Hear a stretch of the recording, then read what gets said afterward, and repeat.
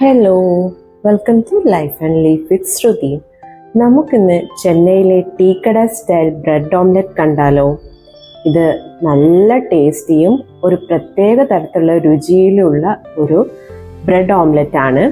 അപ്പോൾ അതെങ്ങനെയാണ് ഉണ്ടാക്കുന്നത് നോക്കാം. ഇതിനായി ആദ്യം ഒരു ഗ്രീൻ ചട്നി തയ്യാറാക്കാം. അതിനുവേണ്ടി ഒരു പിടി പുതിന, ഒരു കപ്പ് മല്ലിയില അല്ലെങ്കിൽ മല്ലിച്ചപ്പ്, ഒരു പച്ചമുളക്, എരിവ് ഇഷ്ടമുള്ളവർക്ക് 1-2 പച്ചമുളകാവാം. പിന്നെ വേണ്ടത് ഒരു 3 അല്ലി വെളുത്തുള്ളിയും ഒരു ചെറിയ കഷ്ണം ഇഞ്ചിയും, കൂടെ ഒരു 1/2 ടീസ്പൂൺ ജീരകം,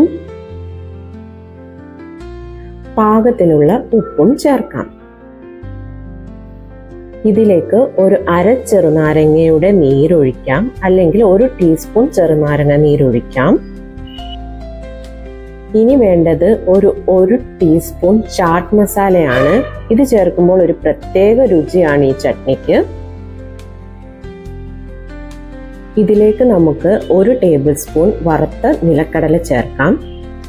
എന്നിട്ടെല്ലാം കൂടെ പാകത്തിന് വെള്ളവും ചേർത്ത് നല്ലപോലെ അരച്ചെടുക്കാം. അതൊരു ബൗളിലേക്ക് മാറ്റി വെക്കാം.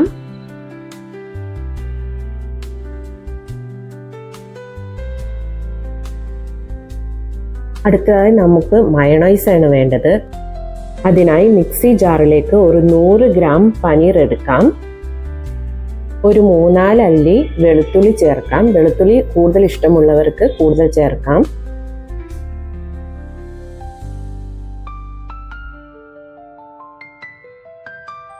ഇതിലേക്ക് 1 ടീസ്പൂണോളം ചെറുനാരങ്ങ നീര് ചേർക്കാം. ഇനി നമുക്ക് 1/2 ടീസ്പൂൺ കുരുമുളക് പൊടിയാണ് ചേർക്കേണ്ടത്. ഇനി ഇതിലേക്ക് പാകത്തിനുള്ള ഉപ്പ് ചേർക്കാം. ഒരു 1/2 മുതൽ 1/4 ടീസ്പൂണോളം പഞ്ചസാര ചേർക്കാം. കൂടെ ഒരു 1/4 കപ്പോളം പാലും കൂടെ ചേർത്ത് നന്നായിട്ട് അരച്ചെടുക്കാം.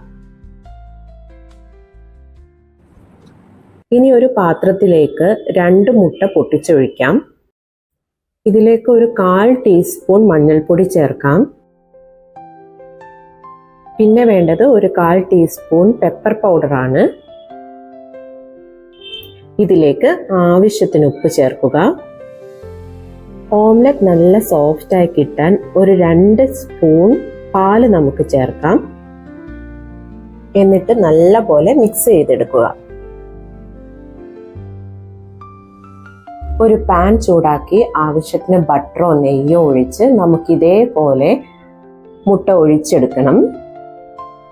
ഇനി നമുക്ക് ബ്രെഡ് 2 എണ്ണം ഇതുപോലെ വെച്ചു കൊടുക്കാം. എന്നിട്ട് ഒരു ബ്രെഡിന്റെ മേലെ ഗ്രീൻ ചട്നിയും മറ്റേ ബ്രെഡിന്റെ മേലെ നമ്മളിപ്പോൾ ഉണ്ടാക്കിയ മയണൈസും ചേർത്ത് കൊടുക്കണം.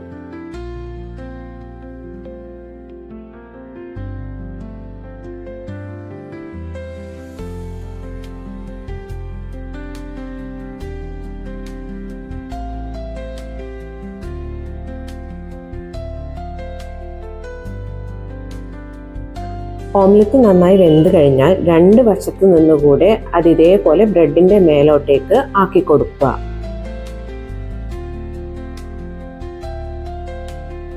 ശേഷം ഒരു ബ്രെഡ് മറ്റേ ബ്രെഡിന്റെ മേലെ വരുന്ന വിധത്തിൽ പകുതിയായിട്ട് മടക്കി കൊടുക്കാം. ഇതേപോലെ നമ്മുടെ ബ്രെഡ് ഓംലെറ്റ് തയ്യാറായി.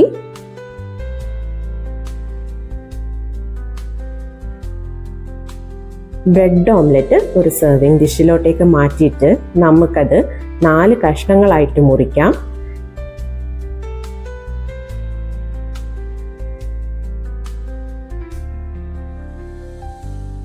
ടൊമാറ്റോ സോസിന്റെ കൂടെയെല്ലാം കഴിക്കാൻ കുട്ടികൾക്ക് വളരെ ഇഷ്ടപ്പെടുന്ന നല്ല സ്വാദിഷ്ടമായ ഒരു ബ്രെഡ് ഓംലെറ്റ് ആണ്. കുട്ടികൾക്ക് മാത്രമല്ല മുതിർന്നവർക്കും വളരെ സ്വാദിഷ്ടമായ ഒരു ബ്രെഡ് ഓംലെറ്റ് റെസിപ്പിയാണിത്. അപ്പോൾ എല്ലാവരും ഇത് മസ്റ്റായിട്ട് ട്രൈ ചെയ്ത് നോക്കണം. ഇഷ്ടപ്പെട്ടാൽ ലൈക്ക് ചെയ്യാനും കമൻറ്റ് ചെയ്യാനും മറക്കരുത്.